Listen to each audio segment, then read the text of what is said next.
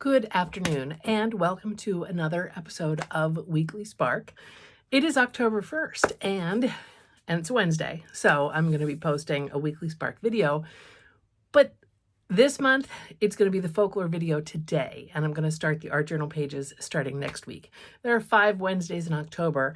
I'm getting ready for a really big arts festival this weekend in Alexandria, Virginia, and that's just how the cards were dealt this week. So I wanted to introduce you to the theme for this month, which is the bear.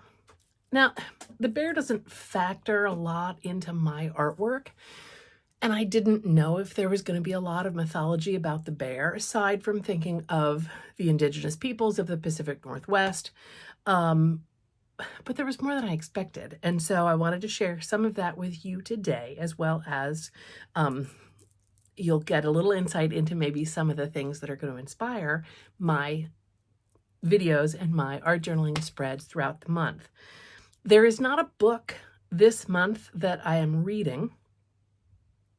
I did read two of the 3 Fox books. The Secret Life of the Fox was very informational. It read a bit more like a textbook. I found it interesting, but it wasn't something I was eager to pick up and dive back into. Foxes Unearthed, I have not read. And The Fox and I really, really loved. And I'll link below the video, the page that was directly inspired by that book. For the bear, there are no books for the bear, but I know there are books coming up for the animal I've chosen for next month. Stay tuned on that one. And so, just trying to give myself some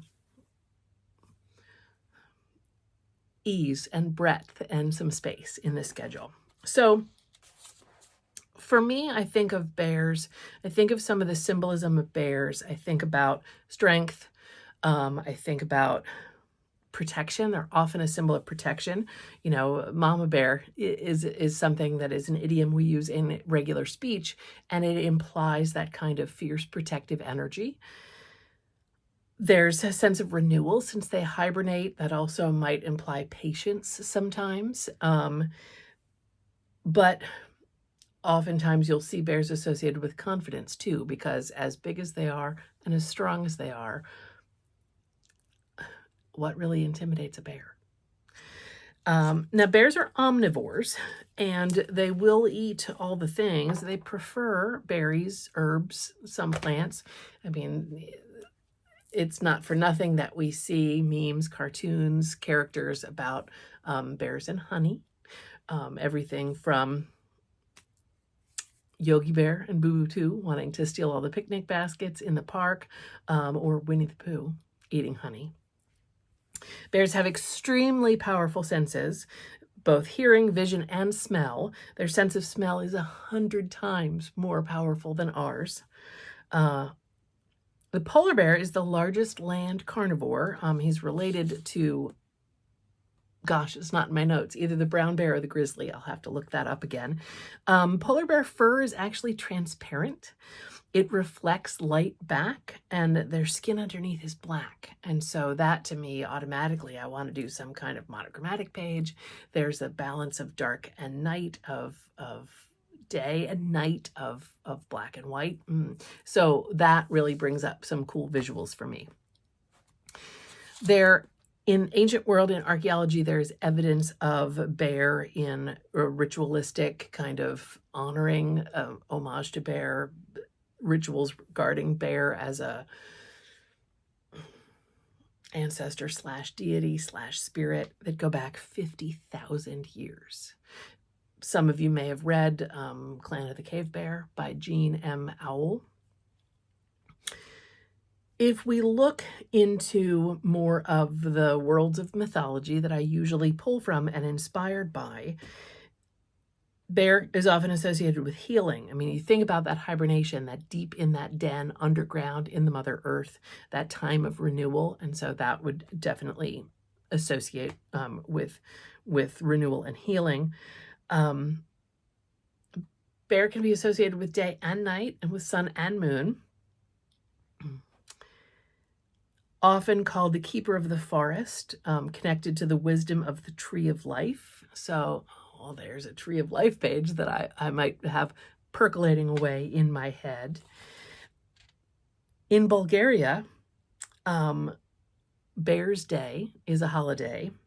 Mekindin, I know that pronunciation is probably wrong, but that's the beginning of winter, which, again, hibernation, that kind of makes sense to me. I have note here, Romanian bear dancers, so I have to look that up because I'm going to need some visuals about that. In Croatia and Serbia, Candlemas, February 2nd, Groundhog's Day, right? The groundhog sees his shadow. Well, in Croatia and Serbia, does the bear come out and see his shadow or not? If he does, 40 more days of winter. So that was an interesting twist on, a folklore tradition that we have here in the U.S. with such a different animal on such a different scale. Bear's very important, like I said, to the indigenous peoples of North America. Let me come back to that in a sec. To the Ainu people of Japan, the bear is an ancestral figure. In Scandinavia, the bear is connected to Odin. So there's that wisdom and war, kind of that really powerful vibe with the bear. Berserkers were warriors, they were fighters, called berserkers because they would go into kind of a manic state when they were in battle. Well, they wore bearskins, and that bearskin was felt to imbue them with the bear's strength. You may or may not know that the bear is the icon, the symbol of Russia. Okay, enough said there. Teddy Roosevelt, president, Western man.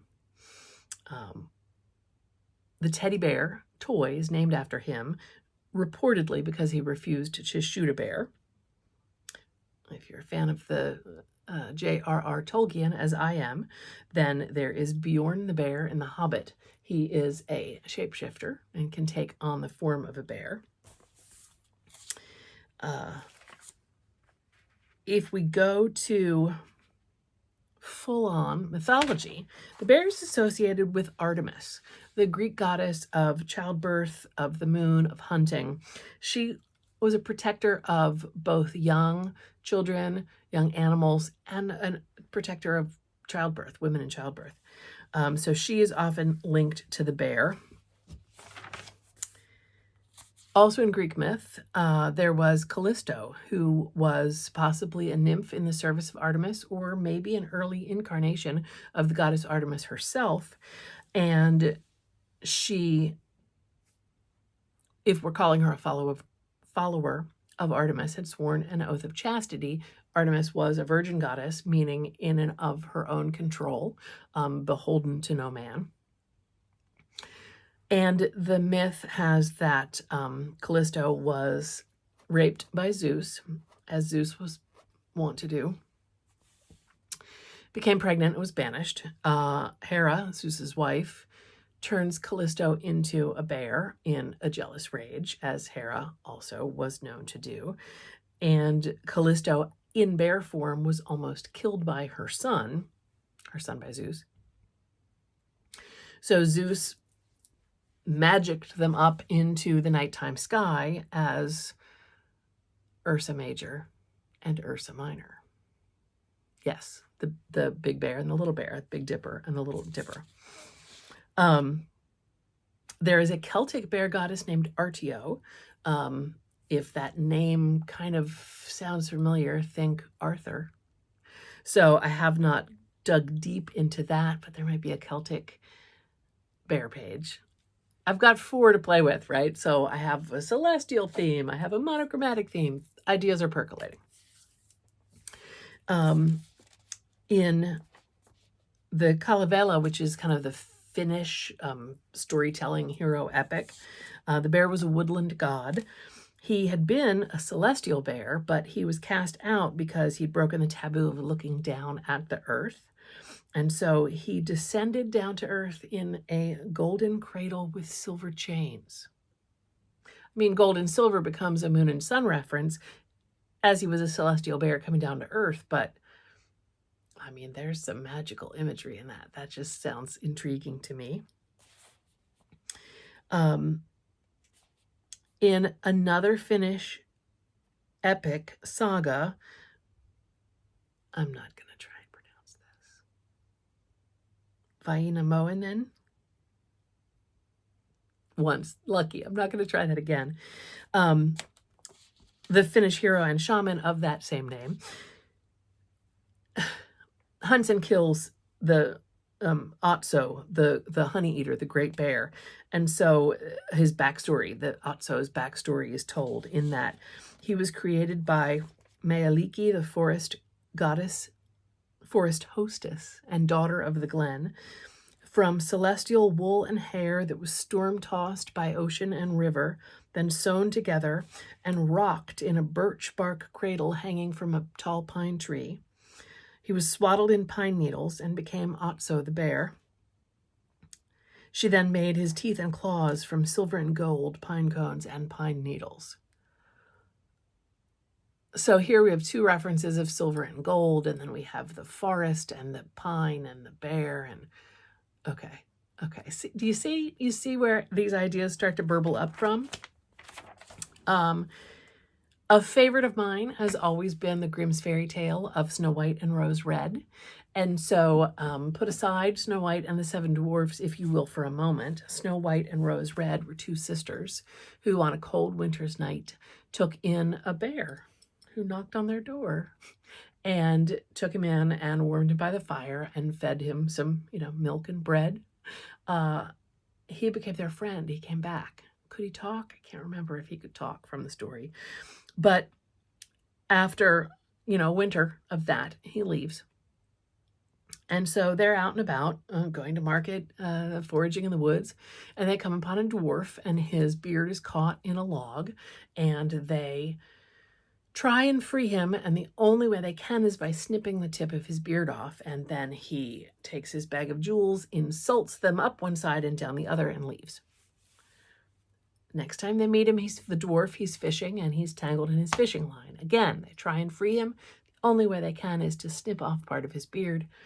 He picks up his bag of gems, curses them up one side and down the other, and leaves and flees.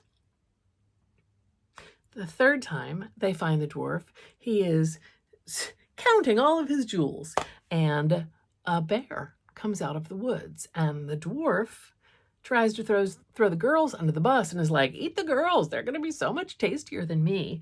And the bear, with his paw, and kills the dwarf. The bear then turns into a wonderful prince. The treasure the dwarf was counting belonged to the prince, and it was part of the enchantment that the dwarf had set upon him, that he was going to be stuck in bear form until the dwarf died. Apparently, the dwarf didn't think about the loophole that the bear was going to kill him. So the prince is restored, his treasure is restored. Of course, he marries one of the girls. He marries Snow White. But they take Rose Red as well to go live in the palace. Snow White and Rose Red were named after roses, by the way. They grew outside their cottage. So then I do a Grimm's fairy tale kind of page with Snow White and Rose Red. Anyway, much more inspiration than I expected when I sat down to do my preliminary research for the bear pages. Just a few Native American references. Again, you know that I do respectfully stay away from Native American myth, lore, religion, beliefs in my work, because that is, I feel, the least I can do as a colonizer on Native American land. The Navajo don't have a word for bear, but they don't use it. They call the bear reared in the mountains. The bear is seen as the guardian of the sun's house, the most powerful, the most dangerous. And so kind of like in Ireland, you don't call the fairies the fair, you call them the fair folk. So they are not using the bear's name. In Jemez Pueblo, bear paws are used by shaman in healing rituals. Hunters honor the bear, build shrines in the woods to have the remains of the bear send the bear spirit home. In the Hopi, Pueblo, Honeyu is the bear Kachina. He's a hunter and a warrior. He warns of the dangers of alcohol. And the clan of the bear, often involved in leadership and healing, and much, much more. Like I said, I wanted to respectfully mention Native American traditions, but stick to some of the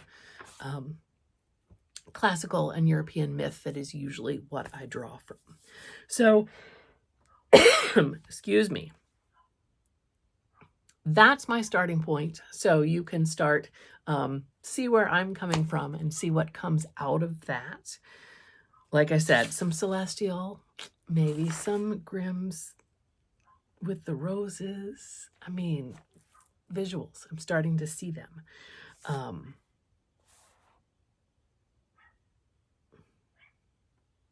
There are a lot of fairy tales that have bears that shapeshift. Or bears that are powerful allies. I mean, I think of East of the Sun, West of the Moon. There's a bear that helps our heroine in the tale. I think of The Golden Compass by Phillip Pullman, where there is a whole culture of talking bears. And Iorek is friends with Lyra. Highly recommend the book. I even like the movie. He was a polar bear. So, yeah. There are a lot of bears out there in myth and fairy tale and folktale. I've barely scratched the surface here. So the more I think about it, the more different things that pop up. Hopefully this will inspire something for you. I would love to have you follow along over the course of October. I can't believe it's already October. As I dig deep into the folklore of the bear and let that inspire my art journal pages. As always, I thank you for tuning in, but I would love to have you subscribe to the channel, give this video a thumbs up, or hit the bell if you want notifications when new videos come out. But I try and keep them to Wednesdays. And for this month, I'm going to focus on the bear, take inspiration from the bear. Thanks again. Look forward to seeing you next Wednesday for another episode of Weekly Spark.